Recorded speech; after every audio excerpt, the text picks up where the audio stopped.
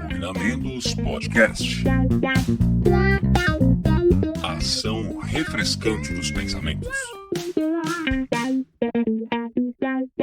Olá, notável ouvinte, vida longa e próspera. Eu sou Fernando Pessotto e estamos começando o episódio número 38 do Cognamentos Podcast. E antes de ir lá para o nosso episódio, você já sabe que por aqui vai ouvir falar sobre saúde mental, cultura, saúde em geral, curiosidade, até psicologia e muito mais. Então, se arruma aí no sofá, no carro, na academia, no busão, lavando aquela louça, em qualquer lugar que esteja ouvido e sinta-se em casa.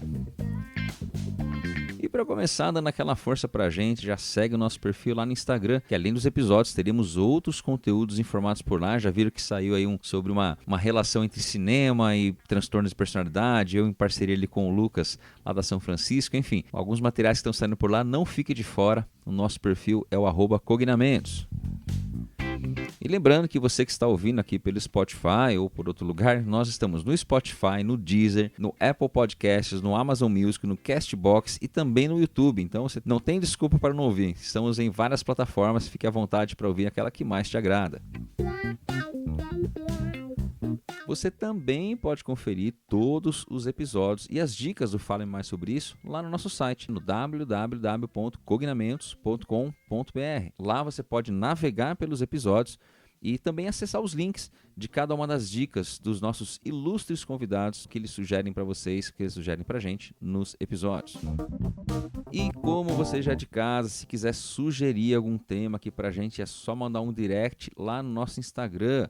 Você também pode mandar um e-mail para o contato@cognamentos.com.br. Fique muito à vontade, porque sua opinião é sempre muito bem-vinda. Esse episódio mesmo foi uma sugestão do Ahmed, que já gravou aqui com a gente, né, e deu a sugestão de a gente falar sobre altas habilidades. E claro que eu quero fazer aquele pedido especial de sempre para você que está nos ouvindo. Bom, quando eu falo de seguir a gente no Instagram, eu falei agora de pouco, nos seguir lá no Spotify é importante bastante. Atingimos a marca de 1.000 seguidores no Spotify e eu sempre falo que tem que se lembrar de celebrar muito mais, como diria Fernanda Nitelli, né? Então, muito bom a gente ter esses seguidores, que ajuda muito, porque isso ajuda muito a manter esse projeto. É muito importante para o crescimento e manutenção do Cognamentos. Como você já sabe, esse é um conteúdo totalmente gratuito, todos os convidados, né, eles vêm aqui gentilmente, abrem espaço nas suas agendas e vêm aqui dividir suas experiências conosco de forma gratuita, mas é claro que manter esse projeto tem custo, gente, né? Tem custo de edição, enfim, as artes de capa que nós fazemos, né, o próprio tempo para conseguir marcar, fazer pauta, enfim. Então, se você puder dar essa ajuda pra gente, é muito importante. Segue a gente lá no Instagram, comenta nosso post no Instagram, encaminha o nosso post no Instagram, segue a gente no Spotify, lá pelo Spotify, encaminha a gente lá no Spotify, o episódio, para o grupo de WhatsApp, para quem você acha que pode gostar, dá essa forcinha pra gente que vai ser bastante importante, porque afinal de contas, cada vez mais que as pessoas curtem, avaliam, encaminham, comentam os episódios, os algoritmos entendem a relevância desse conteúdo, sugerindo para outras pessoas. E mais um recado aqui importante, antes de irmos para o nosso episódio, iniciamos uma super parceria com a Leplus Studio, que está apoiando o Cognamentos. A Leplus Studio é uma aceleradora de empresa focada em alta performance que auxilia negócios a aumentar o seu faturamento por meio de estratégias sob medida, tanto nas mídias sociais como na loja. Então, se você quer divulgar a sua marca, o seu nome, o seu produto, o seu serviço, então entre em contato lá com eles, pode ser pelo @LeplusStudio, você vai falar com o meu amigo, com o Abdu, e ele vai fazer uma análise das suas necessidades e projetar a melhor solução para você. Não deixe de conferir o trabalho da Leplus Studio. E mais um recadinho rápido, só lembrando que nós estamos ali com um grupo exclusivo no Telegram, em que nós podemos continuar algumas discussões, além de vocês votarem em arte de capa, enfim, trocar ideia comigo e com outros ouvintes ali do Cognamentos. Então, alguns materiais, esse episódio mesmo vai ter material específico ali, exclusivo para quem está no grupo do Telegram. Então não fique de fora, basta você acessar nosso Instagram, ir lá nos nossos destaques e lá tem um link para este grupo. Esteja muito à vontade para participar de mais essa iniciativa. E claro, depois que você ouvir esse episódio, encaminhe para aquela pessoa que você sabe que vai gostar. Nos ajude a compartilhar informações importantes sobre saúde mental e bem-estar entre a sua rede e vamos pro episódio. E hoje nós vamos falar de um assunto que foi sugerido pelo Ahmed, que é um ex-aluno meu, que participou, que já gravou um episódio com a gente do Me Formei em Agora, logo que ele se formou. Hoje é um neuropsicólogo aí atuando, a gente troca informações de paciente, fazemos encaminhamento de pacientes, muito feliz com a trajetória dele. E ele deu essa sugestão de falarmos sobre altas habilidades. E vou confessar que não é o primeiro não, muitas vezes nas aulas que eu tenho dado por aí sobre inteligência, o pessoal pede para falar sobre isso. E nós temos dois super convidados, uma super convidada e um super convidado, que vão poder esclarecer um pouquinho. A gente vai trocar uma ideia aqui sobre altas habilidades. Vou pedir para eles se apresentarem e logo em seguida a gente começa o nosso papo. Bom dia, pessoal. Eu me chamo Raoni, estou atualmente como professor na Universidade Federal de Mato Grosso, aqui em Cuiabá. Trabalho aí na interface com altas habilidades já há algum tempo. Tenho, inclusive, um livro publicado sobre dupla excepcionalidade, que é um dos temas que a gente vai abordar aqui, que envolve essa temática. E meu grande foco também de estudo foram os transtornos do neurodesenvolvimento, que também tem a ver aí com essa dupla excepcionalidade, né? A gente tenta fazer uma ponte aí com as altas habilidades de superdotação. Então, são esses meus grandes campos de trabalho, espero aí poder ajudá-los. Vamos aí juntos nessa discussão. Oi, pessoal, eu sou a Priscila, sou psicóloga, neuropsicóloga. Tenho atuado com o tema das altas habilidades de superdotação desde a época da graduação, começando na iniciação científica, fazendo a trajetória do mestrado, do doutorado nessa área. Hoje eu estou na clínica, sou sócia fundadora do ZAIA, Instituto de Altas Habilidades de Superdotação, aqui na cidade de Campinas. A gente atua com a identificação, né, do público de altas habilidades em todas as idades. Também sou psicóloga supervisora nacional da Mensa Brasil. Então vamos juntos pensar sobre esse tema. Maravilha, vocês viram que aqui a gente não brinca em serviço, chamamos duas pessoas aqui que trabalham, publicam na área, estão assim, bem atuantes na área, muito bom. Conheci o Raoni numa banca de mestrado, né? A gente foi banca de mestrado. Convidei, ele já indicou a Priscila, fiquei muito contente aqui com as indicações e, bom, com a rápida resposta de vocês, valeu demais. E, ó, eu acho que o primeiro ponto, eu estava até conversando um pouquinho antes com a Priscila aqui, né? Eu acho que esse assunto tem ganhado um pouco, tanto a questão de mídia, assim, social, né? Porque as pessoas têm falado mais disso. E que bom, né? Porque a gente começa, eu sempre falo isso, quando o assunto começa a chegar na mídia, é sinal de que os congressos, a prática, a investigação, a pesquisa está aumentando nessa área, né? E acho que a gente poderia começar pensando, assim, numa definição, e é uma pergunta que até a gente teve aqui, né? Já trazendo um pouquinho algumas perguntas, mas o Félix Ita Psico colocou assim, se é uma deficiência, né? Se altas habilidades é uma deficiência, e eu comecei falando isso por quê? Depois a Ju também falou, por que não é considerado um transtorno? Porque diferente de outras situações, nós temos critérios diagnósticos ali no DSM e tal, assim, estão ali, né? A gente vai investigar, o Raoni falou de transtornos de aprendizagem, por exemplo, né, dentro do desenvolvimento, né, ele falou, a gente tem critérios ali, né, a gente tem os critérios. E nesse caso, não tem um critério do DSM porque não está ali, né? Então, como é que a gente pensa em definição e por que é ou não é, né, um transtorno ou deveria ser, enfim, vamos conversar um pouquinho sobre isso. Muito bem. Sim, eu acho que, pegando aí pela via mesmo dos manuais diagnósticos, a gente não encontra mesmo as altas habilidades de superdotação. Por quê? Né? Porque, na verdade, seria uma condição contrária, talvez. Né? Se a gente for pensar aí numa linguagem mais didática, né? Contrária porque nas altas habilidades a gente vê, na verdade, um desempenho que é acima da média, né? Em determinada habilidade. E no caso dos transtornos, a gente está lidando com condições que são deficitárias, né? Com habilidades que são deficitárias. Então, os manuais diagnósticos, a princípio, trazem diagnósticos que são apenas, infelizmente, no momento, deficitárias. Então, que seria interessante, talvez, quem sabe, a gente pensar na inclusão futura aí de condições também acima da média. Mas, atualmente, é isso, né? A gente pensa num movimento mais biomédico, né? De definição das dificuldades, das deficiências, dos transtornos, e eles preveem, na verdade, dificuldades, né? Impactos clínicos que geram sofrimento às pessoas. Então, aí, nesse caso, eles incluem apenas condições desse tipo. E daí tem discussões que a gente pode depois começar a entrar em relação à possibilidade, eu acho que tem até alguma pergunta, né, se as altas habilidades podem gerar algum tipo de demanda emocional, mas é isso, a princípio, esses manuais prevêem condições que são compatíveis mais à doença, a transtornos, né? No caso, as altas habilidades não se encontrariam aí neste momento da nossa história, né? É esse raciocínio mesmo que a gente tem presente hoje, né? Abordando, né, um pouco melhor a definição, trazendo para esse olhar. a gente sempre pensa nas altas habilidades, nos indivíduos com altas habilidades de superdotação, aqueles, como o Raoni falou, que tem alguma área do desenvolvimento, né, que se encontra acima do esperado para a idade cronológica. A gente se baseia na idade cronológica para ter esse parâmetro aí, né, de comparação, e a gente observa, então, alguma área desse desenvolvimento que está acima do esperado, né, a essa média.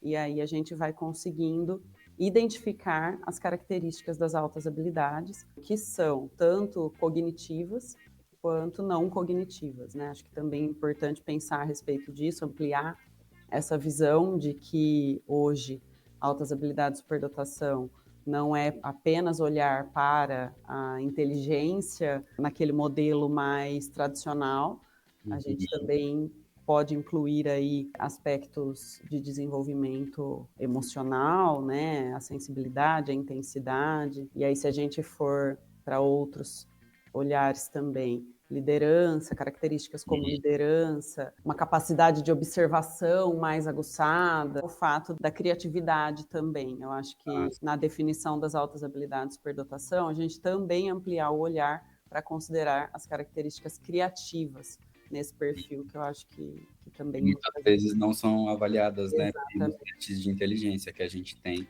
Isso. Pega os testes de padrão ouro mesmo, que são considerados padrão ouro no Brasil, como das escalas Wechsler, Wechsler, né? Eu também falo Asher, tá, Raul? Fica tranquilo. Wechsler. A gente vê que não tem inclusão de habilidades que são relacionadas à criatividade de um pensamento mais divergente. Eu acho que é importante mesmo, Pri, essa sua definição. Porque tradicionalmente, quando eu falo assim, a gente pegar material mais antigo, basicamente você tinha ali um QI, né? Um QI acima de 130. Os primeiros materiais que eu li ainda na graduação, ainda assim, falavam um pouco disso, claro. A gente está falando de um tempinho atrás, né? Mas assim, e ainda hoje muita gente acaba, eu percebo isso nas aulas, tem que ser o QI.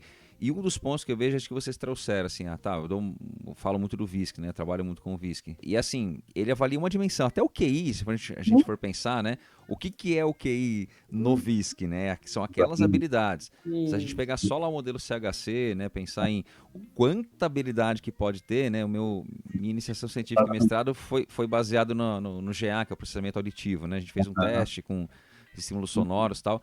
E só esse ponto que basicamente nenhum teste avalia, ainda tem um monte de habilidade.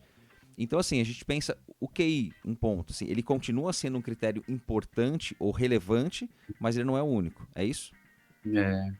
Eu acho que sim, né? A Pri também pode falar, porque é exatamente por isso, né, Fernando? Porque a gente vê, por exemplo, se a gente pega o modelo CHC, claro que ele vai até incluir inteligência emocional atualmente, Isso. né? Mas é um modelo muito amplo que os testes assim, a gente não tem testes que peguem isso no Brasil, pelo menos, né? A E gente nunca vai ter, viu? Todos, acho que nem...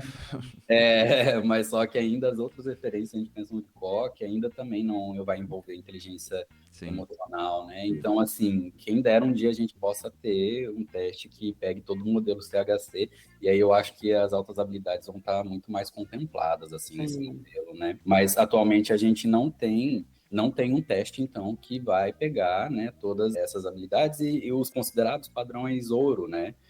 Aqui no Brasil. Então, das escalas Wechsler, por exemplo, eles não pegam todas as habilidades. Sim. Então, não dá para a gente somente confiar nelas.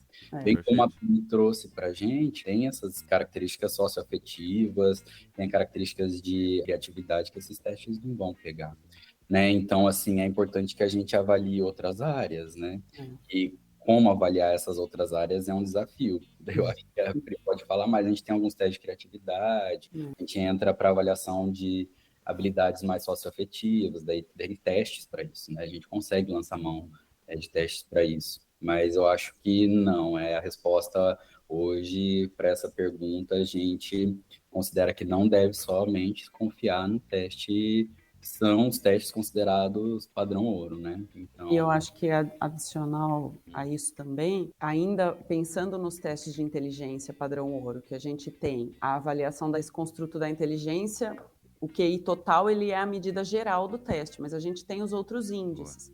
Então, a gente também tem o olhar de que, aquele olhar tradicional, para identificar altas habilidades de superdotação, tem que ser o QI total acima de 130. Ok, essa foi uma visão durante muito tempo disseminada. Mas hoje a gente, né, a literatura também traz para a gente a importância de entender os índices, né? Então, dentro desses testes que nós temos hoje para avaliar a inteligência, o que a gente está mensurando? Que tipo de habilidades desse indivíduo vão aparecer ali, em que nível elas estão, como elas estão se apresentando, e aí a gente também pode, então, aprofundar a interpretação que a gente vai fazer da inteligência desse indivíduo dentro desse instrumento que a gente tem disponível hoje, né? As discrepâncias que aparecem entre os índices, por que elas aparecem, né? Aí a gente também vai falar aqui da dupla excepcionalidade, mas aí eu também penso, será que sempre as discrepâncias estão associadas à dupla excepcionalidade? Ou não? Ou é um perfil de altas habilidades superdotação, que aí tem, sei lá, fatores emocionais envolvidos e impactaram na discrepância. Então, enfim, a gente aprofunda aqui a discussão, a reflexão a respeito, né, dos próprios testes de inteligência, para que quem está nos ouvindo também possa compreender a importância desse olhar aprofundado, né, e dessas reflexões que abrangem mesmo para além do QI total, especificamente. Maravilha, Pri. Eu acho que sua análise é muito fundamental. Quando a gente pensa nos casos mesmo de dupla excepcionalidade, eu acho que a gente já pode começar a definir, né, Fernando? Porque ele vai aparecer, tema, né? vai aparecer, não tem como. Aproveitando então, a Daniele, inclusive foi minha aluna também, trabalhou comigo, uma neuropsicóloga fantástica hoje, e ela falou isso, caso de dupla excepcionalidade, como funcionam. Exatamente. Só retomando um pouquinho antes da gente entrar nessa definição, essa análise que a Pri trouxe, pessoal, acho que é fundamental, que é aquele olhar, né, mas até o início dos anos 2000, ali que a gente pensava na definição das altas habilidades, somente como aí meio que já era meio com critério diagnóstico, né? Então, 130 ou mais vai ter altas habilidades. Então, assim, pensando no teste como um todo. Então, não, a gente não usa mais esse critério. Mas fazer esse recorte que a Pri trouxe é fundamental. Então, a gente tem, por exemplo, quando eu estou nos meus processos de avaliação, até mesmo em um subteste só, para além dos índices que a Pri disse, que às vezes chama atenção, né, Pri? Sim. Que bate lá, assim, um percentil muito acima da média em um subteste, que aí a gente já fala lá em vocabulário, por exemplo, a gente fala, meu Deus, está chamando muito atenção isso aqui, né, em raciocínio relação matricial. Oi? Raciocínio matricial.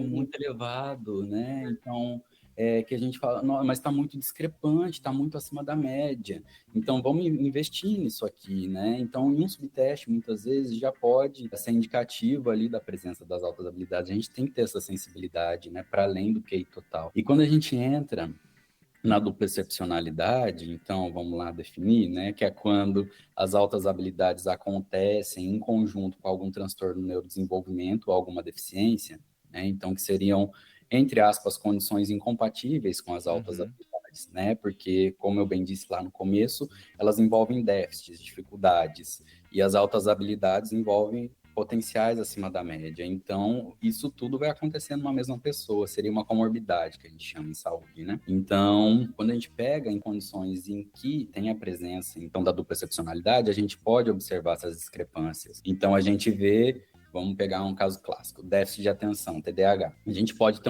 um determinado desempenho num teste padrão ouro de inteligência, como das escalas Wechsler, porque elas medem também algumas habilidades de atenção. Então, a gente pode observar, por exemplo, essa discrepância, né? Então, ali em procurar símbolos, em dígitos, pode ser que essas pessoas tenham um desempenho mais rebaixado, né? Enquanto em outras habilidades ela pode se destacar. Então, esse pode ser um dos padrões possíveis para uma pessoa que tenha TDAH. Né? Então, quando a gente olha para as escalas Wechsler, não quer dizer que esse sempre vai ser o desempenho de uma pessoa que tenha a dupla excepcionalidade com o TDAH. E isso é muito importante, eu acho, para a gente, né? Então, da gente pensar que existem alguns padrões esperados descritos na literatura, existem, como esse que eu descrevi, mas só que o olhar clínico ele tem que ser fundamental, qualitativo. Ainda mais, e eu acho que a Pri pode falar mais sobre isso, porque os nossos instrumentos não estão preparados para avaliar altas habilidades, superdotação. Então, gente, vira uma confusão muitas vezes, assim, né? Os desempenhos que a gente tem nos testes, quando a gente olha para uma pessoa que tem altas habilidades, que tem dupla excepcionalidade. Eu acho que esse feeling clínico, ele é muito importante para a gente. né, Pri? Com certeza, eu acho que os instrumentos, eles vêm para adicionar, né, informações extremamente importantes, concretas, quantitativas desse perfil, desses perfis. Mas a nossa sensibilidade no momento da avaliação, o nosso olhar clínico, a nossa capacidade de integrar as informações quantitativas com o histórico de vida dessa pessoa, muitas vezes também com informações provenientes de segunda fonte, que a gente fala, né? Dos familiares, da escola, de pessoas que convivem. E esse olhar mesmo durante a avaliação para as características que a pessoa também apresenta, tanto no momento de responder ao teste, quanto num momento de maior descontração, ali, um momento não avaliativo no sentido da aplicação de um teste. Então, tudo isso precisa estar presente em todas as avaliações, mas em casos de dupla excepcionalidade, eu acho que precisa ter esse olhar mais atento, essa sensibilidade. E eu acho que tem um outro ponto também, quando a gente fala da dupla excepcionalidade, que a gente também não pode esquecer, que é pós-avaliação, pós-identificação. Eu não sei se a gente já pode Manda ver. abranger aí um pouquinho, né? Aqui é livre, a gente vai para onde a gente quer. Tá bom. Quando a gente finaliza um processo de avaliação, né, e faz a identificação aí, independente de qual for a conclusão, a gente vai pensar nos encaminhamentos, né, no que é necessário para esse indivíduo, para auxiliar o melhor desenvolvimento. Quando a gente tem a dupla excepcionalidade, o que eu vejo muito, né, recebo aqui na clínica, é assim, olha, foi identificado dupla excepcionalidade, e aí o encaminhamento sugerido foi só para uma das áreas. Então, a gente encaminha a intervenção, né, então é uma dupla excepcionalidade, superdotação com TDAH. Então a intervenção precisa ser para o TDAH. Superdotação com autismo. A intervenção vai para o autismo. Ok, é importante, necessário, óbvio, mas a gente não pode esquecer das altas habilidades de superdotação nessa identificação, nesse perfil do indivíduo. Porque eu acho que aí a gente vai esbarrar em alguns mitos de que a superdotação não precisa de intervenção. E, na verdade, precisa também, né? Muitas vezes é uma intervenção diferente, mas esse olhar também precisa existir, né? Perfeito. Quais características das altas habilidades de superdotação também devem ser cuidadas, também precisam desse olhar para o desenvolvimento e para que esse indivíduo com dupla excepcionalidade consiga se desenvolver integralmente. Exatamente. Perfeito. Acho que é importante isso mesmo, né, Pri? Se a gente pega as teorias sobre altas habilidades, eu acho que isso é interessante, né? Que hoje a gente não tem muito bem os critérios definidos, mas a gente tem diversas teorias. Daí a gente pode até entrar novamente na questão da definição das altas habilidades, né? Então, a gente tem diversas teorias aí, elas são muitas vezes compatíveis ou incompatíveis, enfim, há uma miscelânea, assim, né, que a gente talvez, quem sabe, no futuro a gente possa ter aí algum consenso sobre quais vão ser os critérios, mas ainda é muito difícil a gente pensar sobre isso. Mas, por exemplo, se a gente pega uma dessas teorias, que é a do Gagné, então a gente vai ter ele dizendo que, de fato, para que as altas habilidades possam se concretizar, né, de fato, se manifestar, precisa da estimulação. Esse é um ponto muito importante, que eu acho que é um ganho que a gente tem até na legislação brasileira em relação à inclusão das altas habilidades, né, no ensino regular. Então, o que a Pri traz é muito fundamental, porque para além da gente ter que incluir os casos de deficiências, transtornos, a gente obrigatoriamente tem que incluir também as altas habilidades de superdotação, porque é previsto em lei, né, gente? E se a gente não faz essa inclusão, a gente não vai estar sendo muito legal, assim, no nosso trabalho. É preciso fazer, inclusive, para a gente proteger essas altas habilidades de superdotação, porque pensando no sentido contrário, até mesmo pensando aí nessas teorias e tal, se a gente não estimula as altas habilidades, talvez a gente possa perder. Então, a gente tem que estimular esse cérebro também no lado positivo, assegurar que as altas habilidades também tenham aí essa estimulação, né? Até mesmo no âmbito da saúde, não pensando só na educação. Sim. Né?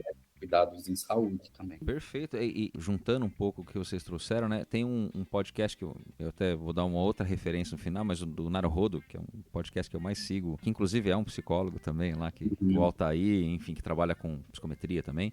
Mas uma das questões, tem um episódio que fala sobre o que é ser normal. Eu sempre provoco os alunos na pós, né, sobre esse ponto, porque a gente está falando aqui curva normal, né? Então a gente está falando assim, a normalidade tem a ver com frequência. Então se você considerar isso que vocês trouxeram, quer dizer, aí a Isabela tinha colocado uma pergunta que quais as dificuldades que as altas habilidades traz, que acho que é um pouco o que a Priscila falou. Eu tenho que intervir nisso, né? Como o Rony comentou assim, eu tenho que estimular. Eu estou falando de funcionamento fora da norma, né? Tanto para cima quanto para baixo. No caso aqui das habilidades, para cima. Fora daquilo que é esperado quando eu falo observado na normalidade, ou seja, dentro do que é de frequência, né? Então, obviamente, ele causa ali, né? Eu não vou nem chamar de prejuízo nesse primeiro momento, mas uma condição que não é esperada.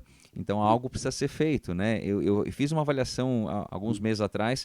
E um dos pontos era esse, era um menino de 15 anos, né? Embora ele está no espectro autista, ele já tinha esse diagnóstico anterior, mas é um menino que com 9 anos aprendeu inglês sozinho, que tem um raciocínio matemático fora do comum e que aprendeu a tocar piano em, tipo, 5 meses. Assim, né? Então, assim, e ele mostrava uns vídeos pra mim e eu ficava assim, não acredito, eu toco violão faz 20 anos, não toco desse jeito, né? Sim. Só que é aquela coisa, mas tem uma disciplina aqui que ele não vai bem, tem outra ali, então, naquele momento, acho que foi uns 4 anos atrás, nem foi tanto tempo assim, não, até e não tem essa alta habilidade, mas você percebe que funcionalmente ele está fora daquilo que a gente está esperando. E a questão matemática, eu lembrei que você falou da questão da intervenção, né, e do que tem que ser feito. Ele olha a fórmula para fazer a prova, ele olha, fica um minutinho ali e coloca o resultado.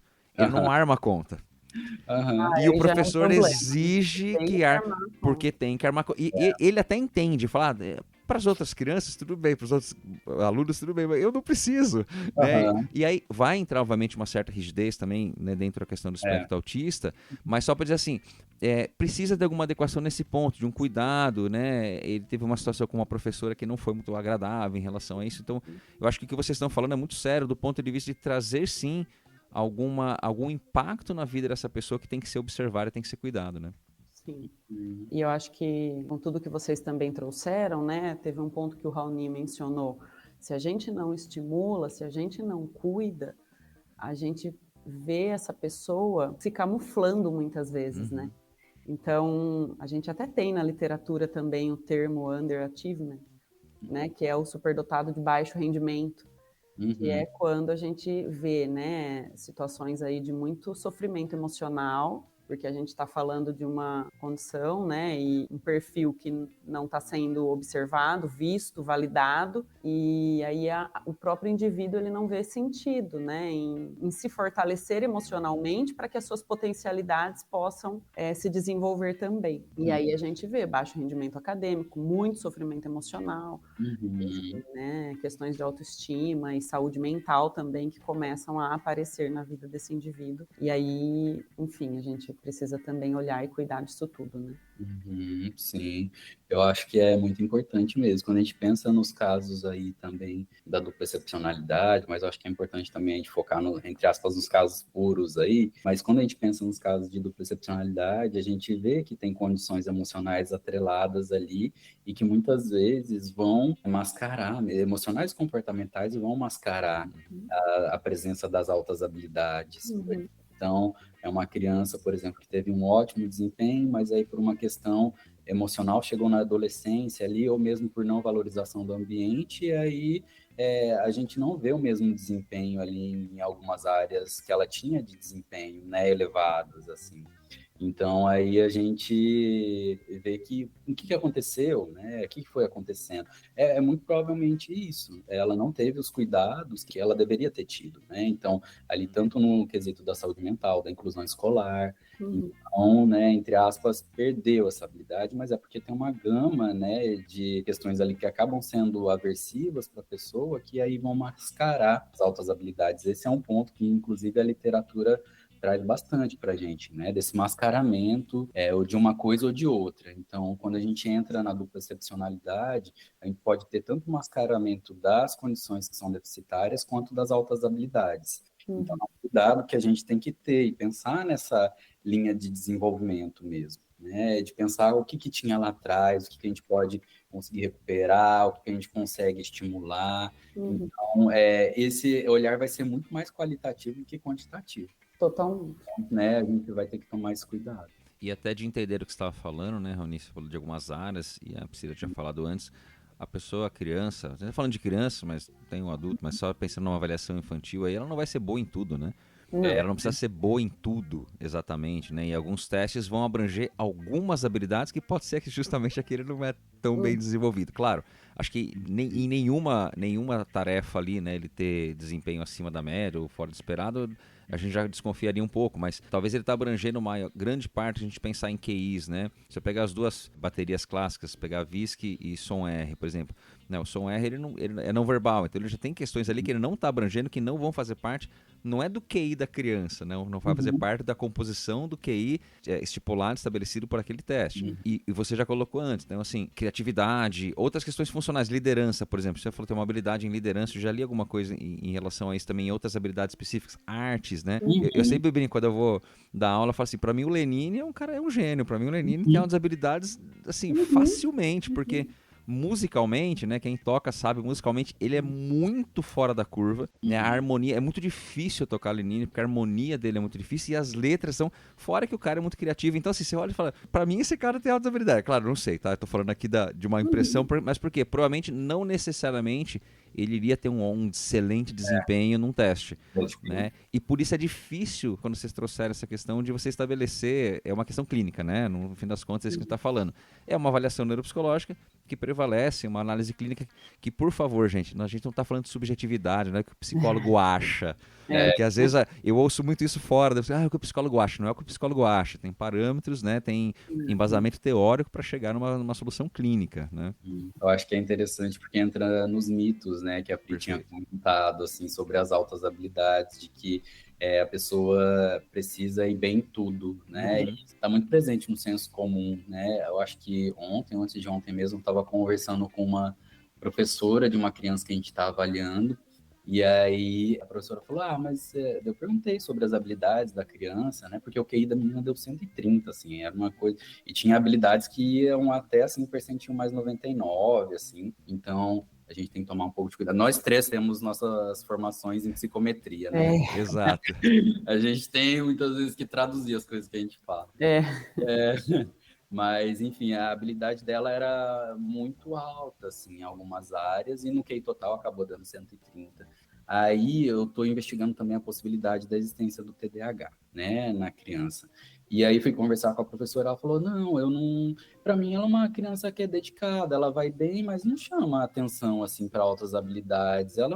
Para mim é só uma criança que tem o TDAH. E ela batia na tecla, né, disso, né? Não, ela não tem altas habilidades, ela é só uma criança que vai bem, mas o TDAH prevalece. Então, olha só os perigos, né? Muitos. Pensar que a criança tem que ir bem em tudo. Isso é muito presente, assim, acho que no contexto escolar. Aí a importância da formação, né? E isso a gente não vê só na educação, a gente vê nos nossos colegas da saúde mental também. Então, assim, de que ela não estava conseguindo perceber, né, a presença das altas habilidades. Eu achei isso muito impactante, né? Eu falei, nossa, que coisa. Daí eu expliquei para ela, falei, olha, mas a gente tem outros parâmetros, bem como o Fernando colocou, a gente tem outros parâmetros de análise.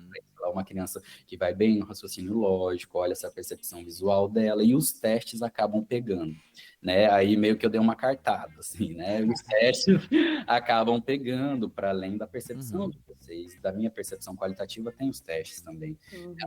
Entendi qual é a sua definição de altas habilidades, né? E aí a professora acabou absorvendo essa informação, eu acho interessante. E muitas vezes é isso, é a falta de formação, de conhecimento, né? Mas é um mito, né, que está aí, prevalece, que a pessoa tem que ir bem em tudo. Isso. E é um mito que exclui muitos indivíduos, né? Sim. E aí também causa, né, o sofrimento gigante, assim, para esses indivíduos, porque, por exemplo, nesse caso que você trouxe, né, Rony, a gente tem toda uma construção da identidade dessa menina, que está sendo, apenas as dificuldades dela estão sendo vistas. Então, aquilo que ela tem de potencial não é valorizado. E aí, como é que ela vai acreditar nela mesma? Então, se a gente aprofunda também esse olhar, né? Como que a gente vai ter aí uma criança que se desenvolve bem, emocionalmente, né? Pensando em questões de autoestima e socioafetivas, né?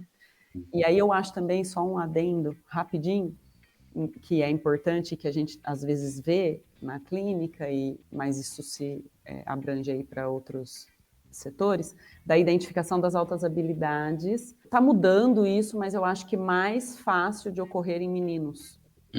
As meninas ficam mais camufladas, porque também, não sei se é uma discussão que a gente pode trazer, mas é uma reflexão rápida que me passou aqui na cabeça, no sentido de que as meninas, muitas vezes, são esforçadas, dedicadas, boas alunas, e é só isso.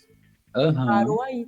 Por uma questão social mesmo, uma questão social, é esperado, né? O que é esperado da menina? Ela fique quietinha e tire boas notas. Mas ela não vai ser vista como superdotada por causa disso. Boa. É também uma... Não, é super importante. O que você está trazendo é uma questão social, né? Que a gente tem uma questão cultural e que impacta no olhar clínico. E isso que é interessante. Eu falo que neuropsicologia, avaliação neuropsicológica é assim, é uma arte de investigação mesmo, né? Literalmente uma investigação e que dá trabalho, né, gente? Então, assim, a gente está vendo aqui um ponto, mas a hora que a gente está vendo um ponto, eu não posso ignorar todos os outros. Eu tenho um monte de possibilidade, né? E aí, como o Raoni bem colocou, né? Assim, eu tenho indicadores, né?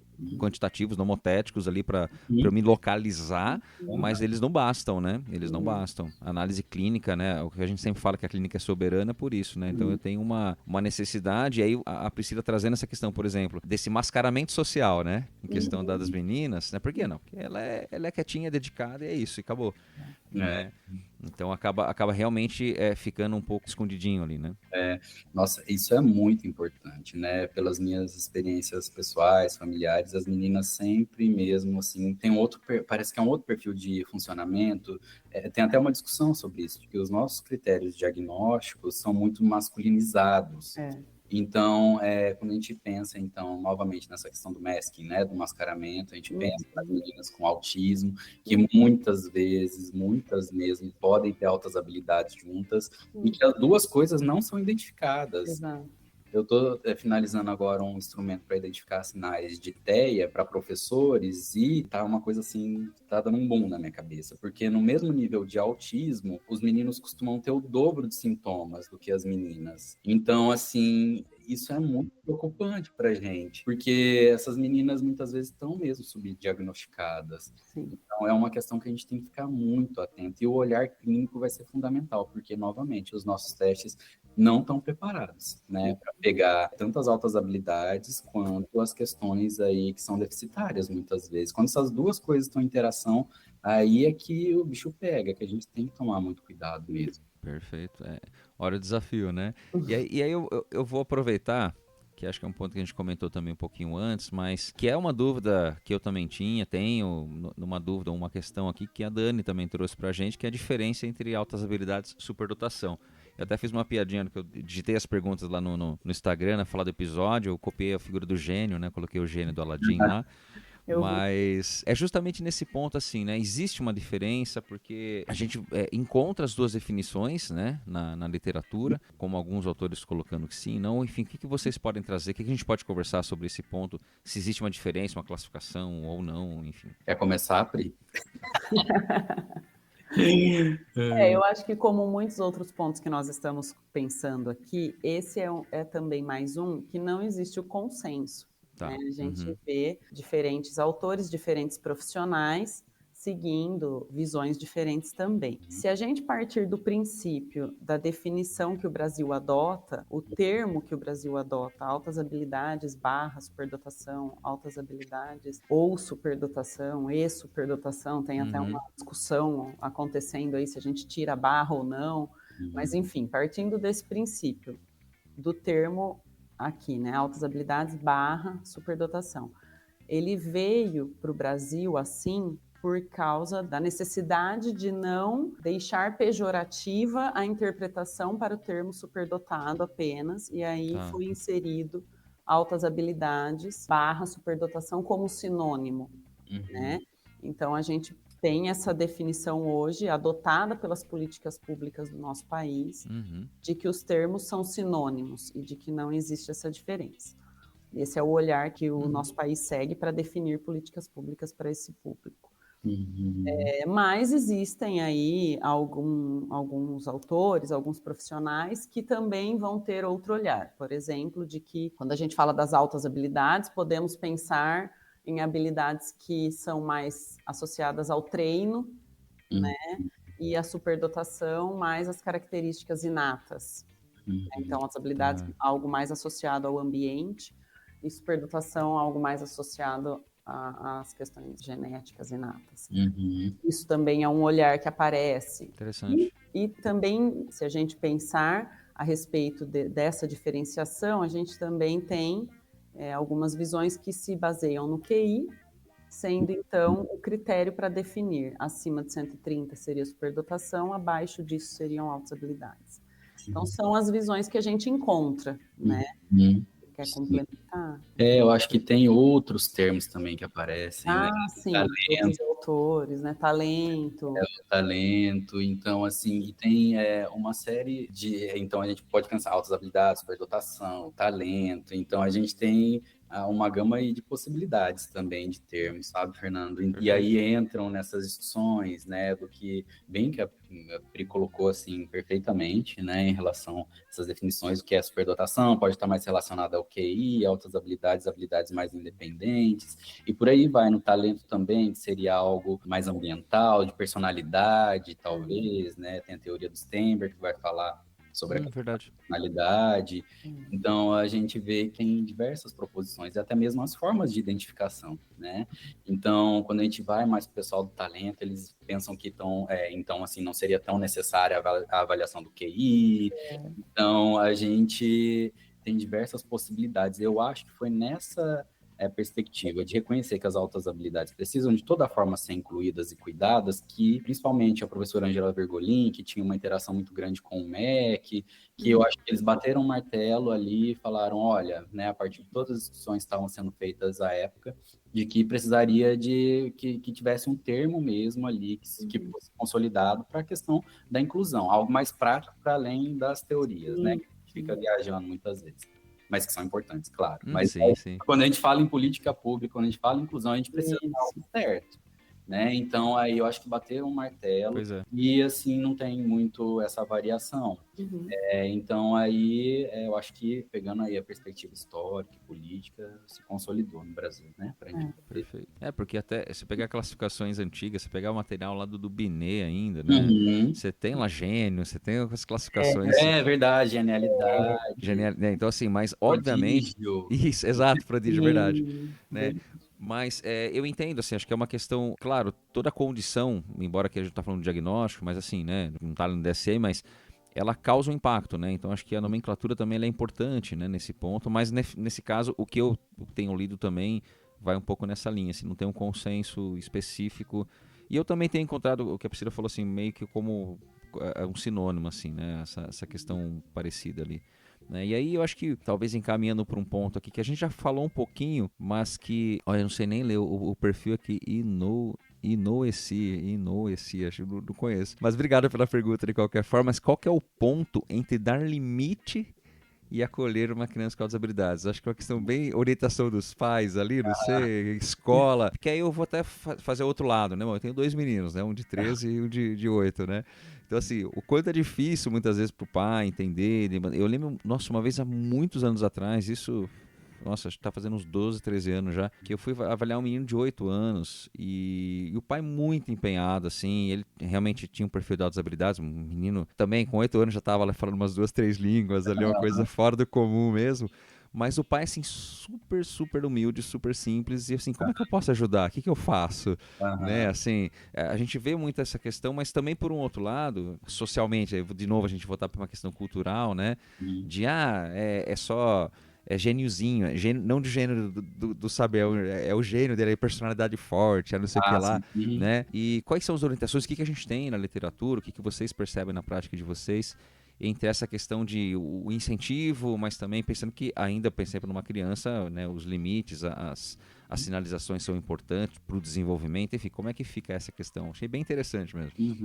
Sim, eu acho que o olhar clínico, sabe, Fernando, ele é fundamental, não vai ter uma regrinha para toda criança, assim, claro que um processo psicoeducacional, entrando até mesmo naquele conceito que é nomotético, que é ideográfico, né, pra gente, isso é importante, da gente olhar para o indivíduo, então tem criança, cada sujeito é único, assim, a gente vê isso acontecendo no consultório. Cada criança vai precisar de determinados limites e determinados estímulos. Então, assim, eu acho que o processo psicoterapêutico acaba sendo fundamental também. Então, um dos encaminhamentos que a gente precisa necessariamente fazer, né, mesmo pensando em altas habilidades puras, é um processo psicoterapêutico, né? Essa pessoa precisa de ajuda, bem como a gente já comentou das dificuldades que essa pessoa pode ter, dos enfrentamentos, né, socioculturais. Então, isso acontece de fato, né? Acontece de fato para as pessoas que têm altas habilidades puras, né? Também aí, para além da dupla excepcionalidade. Então, a gente precisa entrar nesse processo de psicoterapia de fato.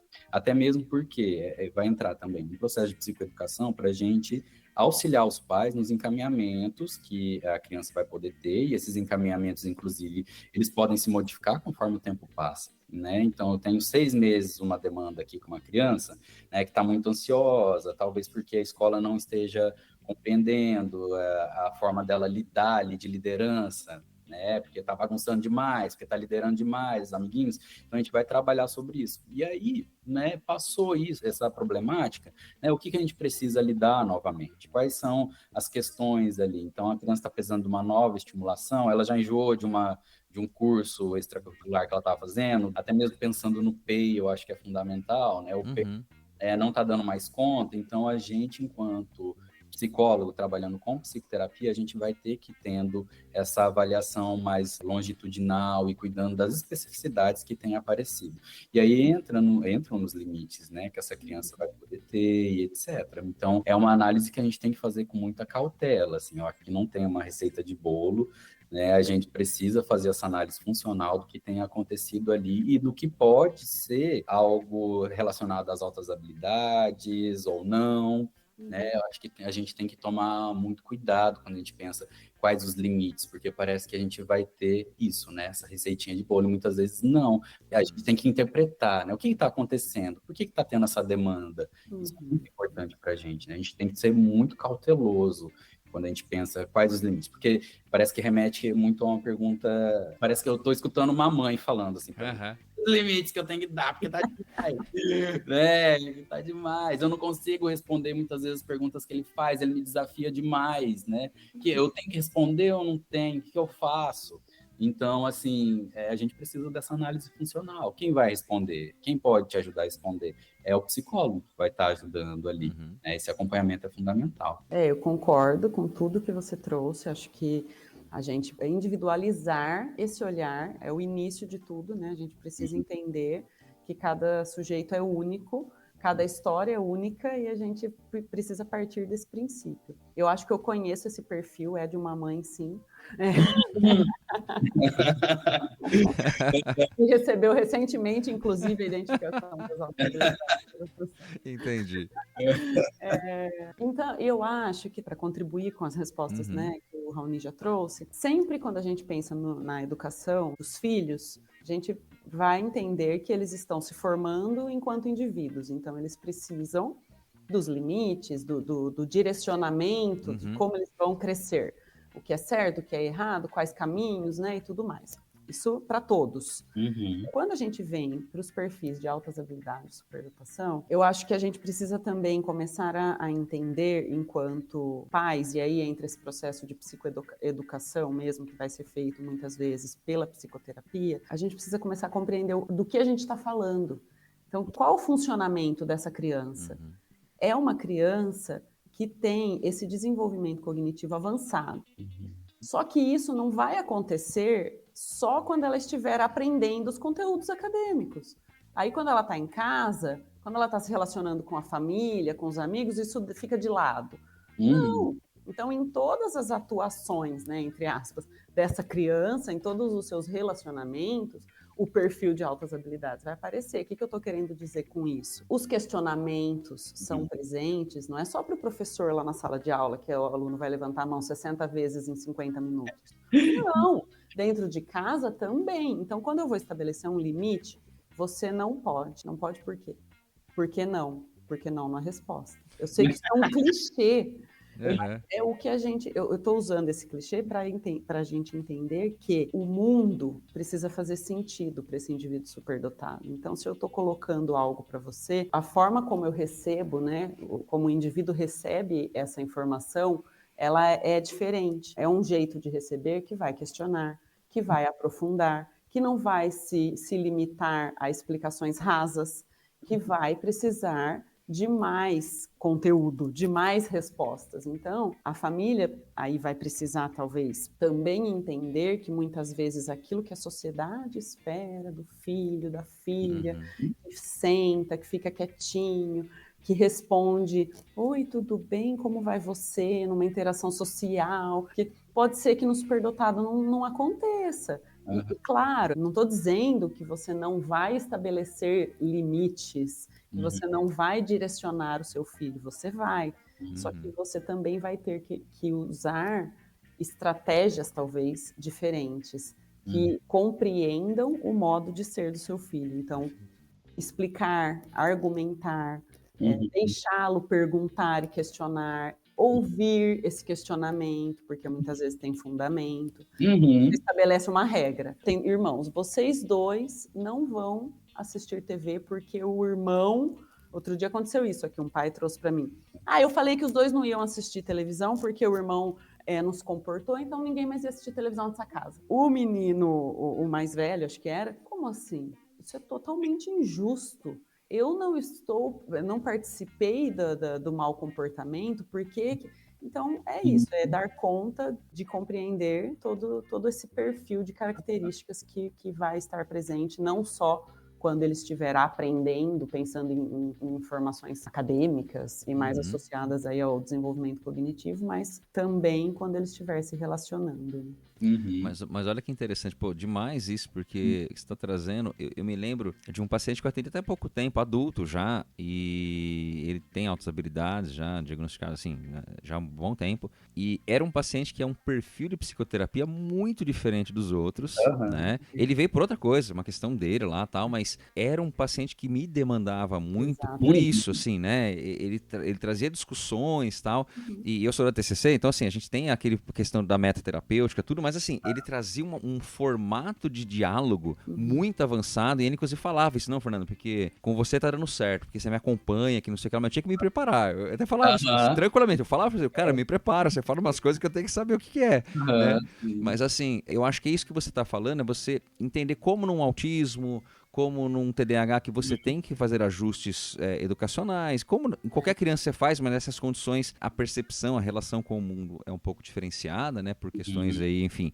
gerais, diversas. Na terapia também, né, então o que você falou é isso, né, o pai está se adequando, a mãe está se adequando, né, e a gente também, enquanto profissional de saúde, né, enquanto profissional atendendo essas pessoas, trabalhando com essas pessoas, o quanto a gente também tem que entender e fazer esses ajustes, né, porque tem a ver com essa percepção, né, como você falou assim, ele questiona porque é injusto, né? Esse paciente ele sempre foi muito participativo no processo, muito envolvido, mas ele questionava algumas técnicas que a gente usava, né? Porque ele estava lendo, ele estava indo atrás de TCC, Nada ele queria passa saber. batido. Nada passa assim, tá bom, vai isso aí. Não, eu tenho que parar em tudo e vou querer entender profundamente sobre tudo. Mas é bem interessante. Exatamente, eu acho que envolve muito uma flexibilidade de pensamento que a gente tem que ir treinando, né? E eu acho que é importante esse ponto, não esquecer que muitas vezes também os pais, né? Porque tem uma questão genética, um fator genético, os pais também podem ter altas habilidades. Ótimo. E aí, então, a gente tem uma demanda que muitas vezes é familiar ali, e consome mesmo, assim. Nos processos de avaliação, é isso, Fernando, a gente tem que ir muitas vezes preparado, porque você sabe que ele vai indagar. Né? Então, também, semana passada, eu estava avaliando um rapaz super inteligente, e aí ele falou, às vezes eu acho que eu tô me subjugando, assim, muitas vezes pelas coisas que eu falo para você. Daí eu joguei para ele, né? Eu falei, mas quando eu pergunto sobre a sua interação, se você se acha simpático ou não, você já não acha que necessariamente eu já estou tentando entender se você é mais introvertido? Ele falou, não. Depende do contexto. Daí ele começou pá. Deu, verdade, né? Então, assim, você tem razão. Então, eles pensam, eles vão ter um outro olhar, né? Que muitas vezes a gente pode não acompanhar. E aí eles trazem certas análises e muitas vezes isso, inclusive, interfere nos nossos testes.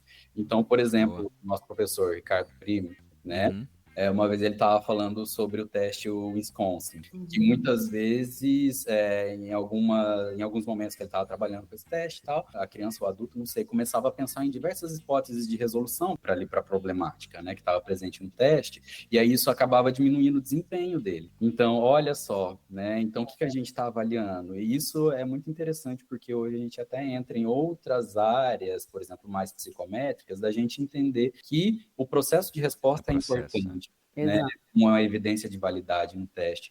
Eu acho que isso acaba sendo um caminho para a gente seguir assim para as altas habilidades, superdotação, e esse processo de resposta se generaliza para o nosso dia a dia, bem como a Pri trouxe, né? É a questão da liderança, do questionamento, é aquela coisa de querer sempre mais, né? Esse apoio, gente, psicoterapêutico eu vejo que é fundamental. E o psicoterapeuta tem que estudar, né?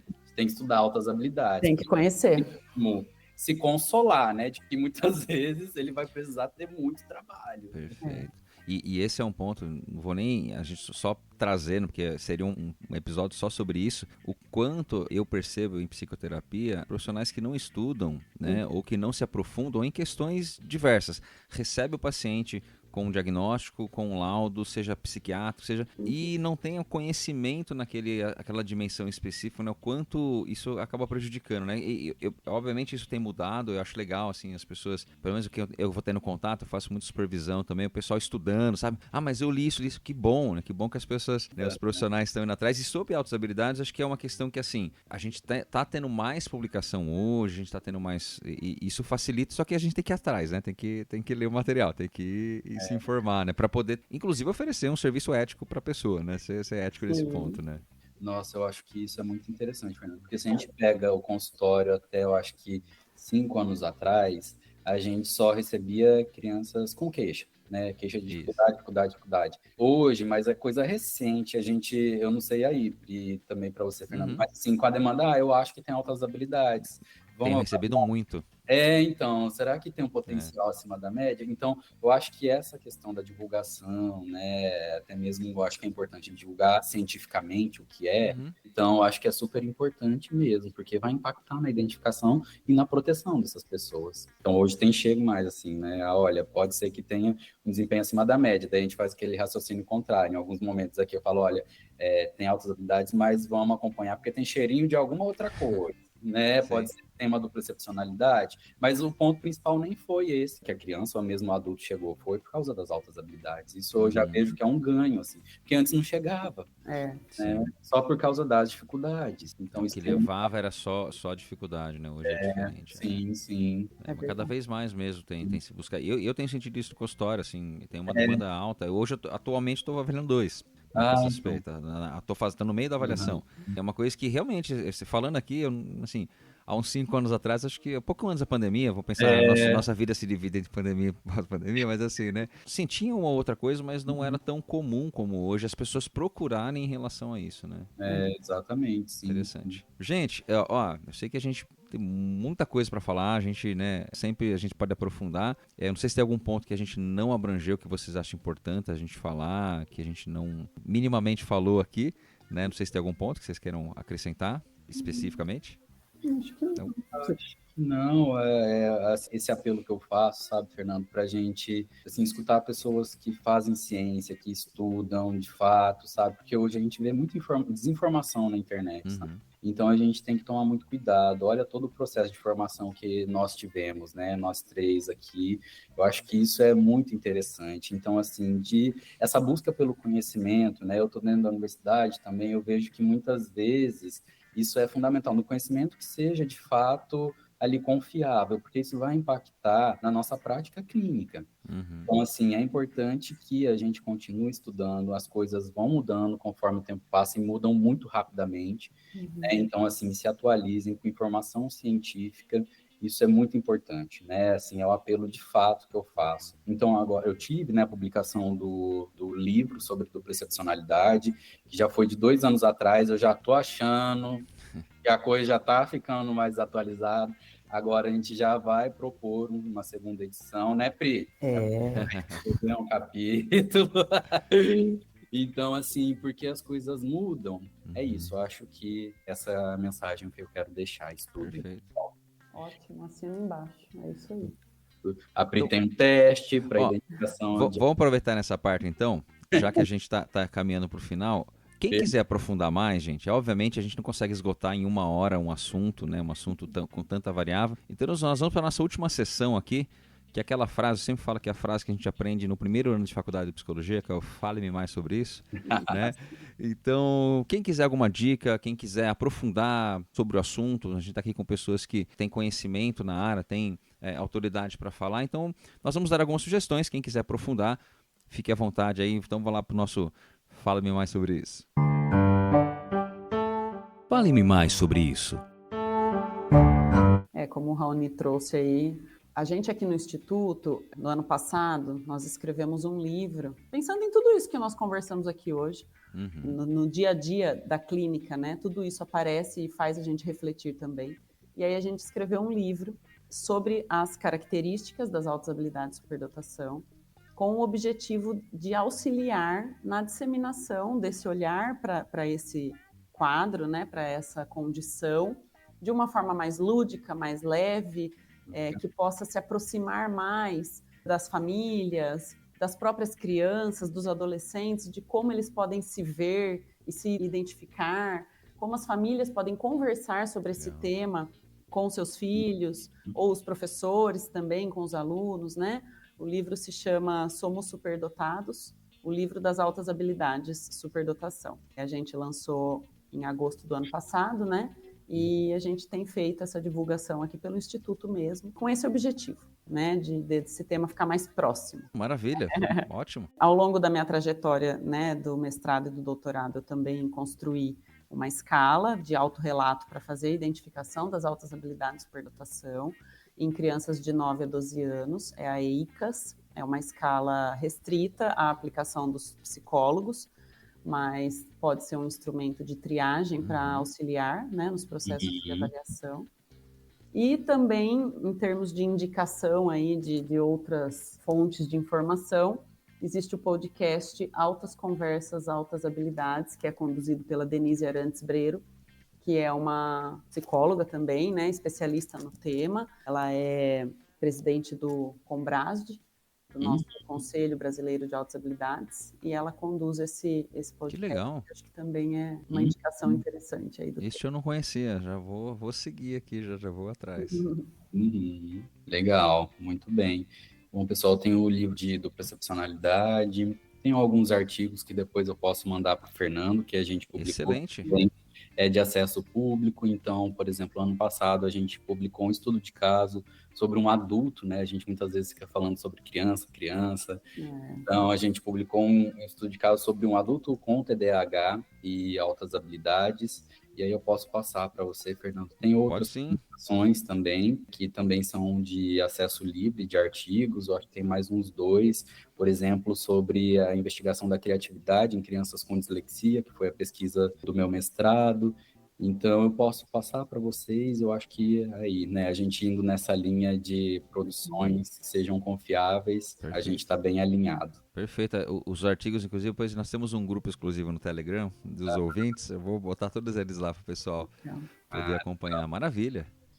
Eu vou dar uma última dica, então, já que vocês falaram... A Priscila falou de podcast. Tem um podcast que é do Braincast.